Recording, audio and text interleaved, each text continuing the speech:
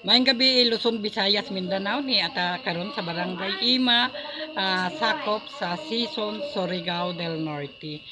Ni ata karong gabi una, supposed to be na ni adire ang team bagtek aron sa pag-ila-ila sa ilahang kagalingon para sa mga politiko.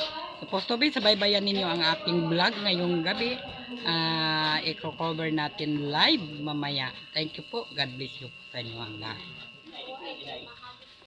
Ni Bingo Matugas. Oo. Saon ang pinakabuutan niya na asawa, si Ma'am Ethel Matugas. Oo, grabe gazot kabuutan. Si Ma'am Ethel, isa dyan siya ka-crushmate ni Bingo. Oo. Mag-classmate dyan sila sa college. Oo. Nakadevelopan. Si Ma'am Ethel gazot nakagusto ka na kung Bingo. Kaya nga no, si Bingo Matugas ko no lang si Ma'am Ethel sa amo.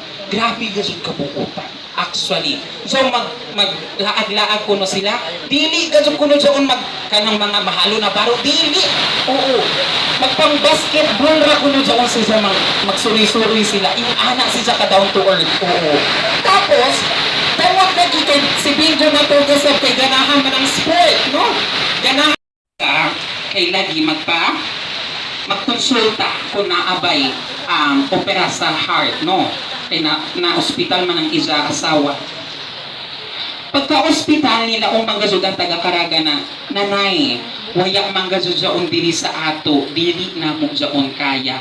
Tag-refer sila, imbis kay naglisod na, amo gusto dyan isang mindset ni Bingo Matugas, na imbis kay naglisod na, palisod-lisodon pa. Dili.